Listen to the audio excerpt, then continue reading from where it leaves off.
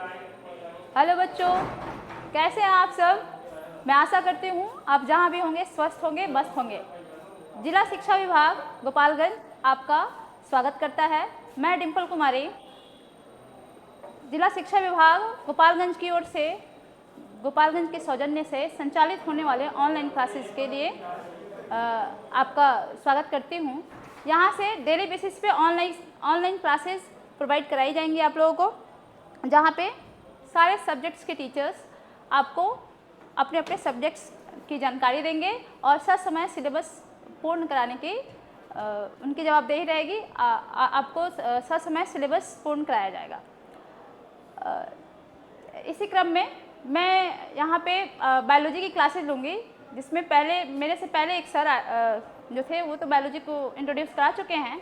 ये introductory class है जिसमें मैं भी उसी बायोलॉजी 12th बायोलॉजी के सिलेबस की चर्चा करने वाली हूँ, जिसमें आपको बताया जाएगा कि क्या क्या पढ़ना है और कौन सा सेक्शन, कौन सा यूनिट है, उसके कौन कौन से चैप्टर्स मैं आपको बॉटनी के अंतर्गत पढ़ाऊँगी और दूसरे चैप्टर्स जूलॉजी वाले सर आपको पढ़ाएंगे। सबसे पहले यूनिट 6 करके लिखा हुआ है, ये एनसीईआरटी का कंटेंट है, जिसमें फर्स्ट यूनिट जिसको यूनिट 6 के रूप में लिखा गया है। ऐसा इसलिए लिखा गया है क्योंकि 11th में यूनिट 5 तक पढ़ाई हो गई है बायोलॉजी की, उसमें पढ़ना था यूनिट 5 तक।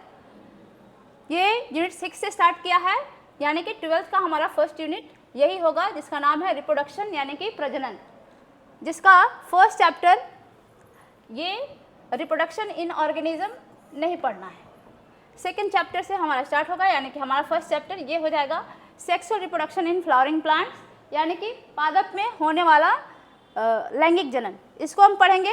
फिर चैप्टर 3 जो होगा उसमें ह्यूमन रिप्रोडक्शन के बारे में पढ़ेंगे और चैप्टर 4, यानी कि इसके अकॉर्डिंग चैप्टर 4 है, लेकिन असल में वो चैप्टर 3 हुआ जिसमें हम रिप्रोडक्टिव हेल्थ के बारे में पढ़ेंगे। ऐसे ही यूनिट 7 यानी कि 12th का यूनिट 2 हुआ ये,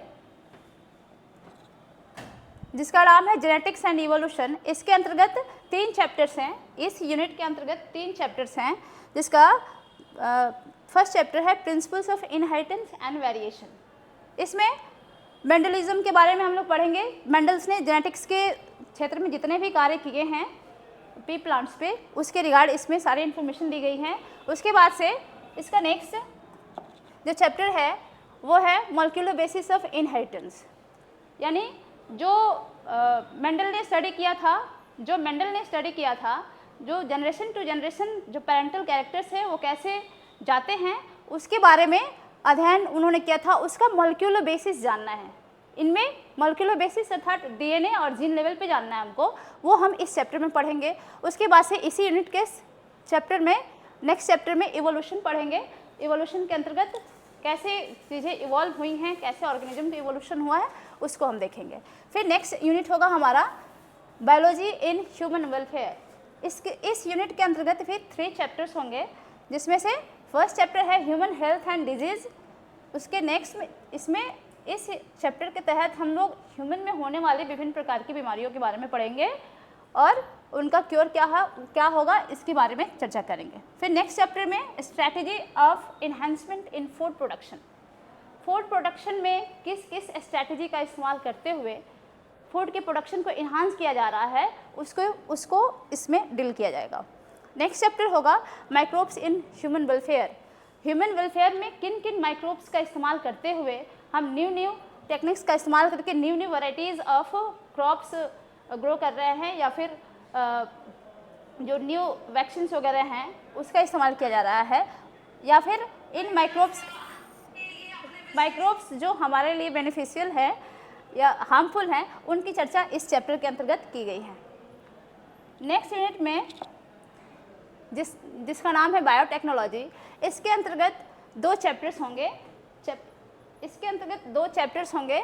बायोटेक्नोलॉजी प्रिंसिपल्स एंड प्रोसेसेस। इसमें बायोटेक्नोलॉजी के आखिर प्रिंसिपल्स क्या हैं। बायोटेक्नोलॉजी के अंतर्गत हम जीन का मैनिपुलेशन, जीन का मॉडिफिकेशन वगैरह पढ़ते हैं, उसका प्रिंसिपल क्या है, वो किस बेसिस पे कार्य करता है और किन किन प्रक्रियाओं के द्वारा हम new vaccines, new crops, varieties of crops जो न्यू प्रोड्यूस की जा रही हैं वो किस बेसिस पे काम करते हैं, कैसे बनाए जाते हैं, उसको देखेंगे। उसके बाद से नेक्स्ट चैप्टर में बायोटेक्नोलॉजी एंड इट्स एप्लीकेशंस देखेंगे, इसके बायोटेक्नोलॉजी के इस्तेमाल क्या हैं और उसके एप्लीकेशंस क्या हैं। फिर नेक्स्ट यूनिट होगा हमारा इकोलॉजी का, जिसमें 3 चैप्टर्स, अगेन 3 चैप्टर्स हैं, जिसमें first chapter organisms and populations होगा।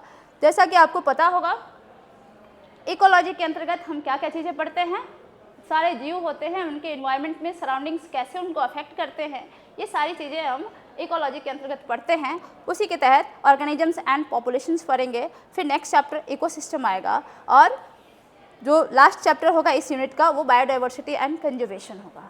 तो इन सारी चीज़ों को मिला के हम इस यूनिट में इकोलॉजी का स्टडी करेंगे।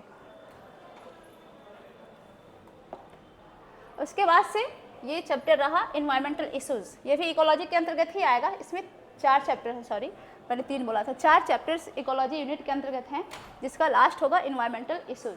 तो इन्वायरमेंटल इश्यूज़ आजकल के क्या हैं, ग्लोबल वार्मिंग है, ओजोन डिप्लेशन है, ये सारी चीज़ों को हम इकोलॉजी यूनिट के तहत इन 4 चैप्टर्स में बांट के स्टडी करेंगे।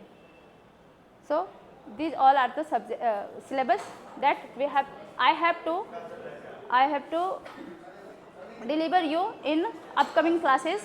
So रेगुलर बेसिस पे जो ऑनलाइन क्लासेस होंगी उसमें हम सभी मिलेंगे, और मेरा first chapter sexual reproduction in flowering plants होगा, जिसको मैं कल से कंटिन्यू करूँगी।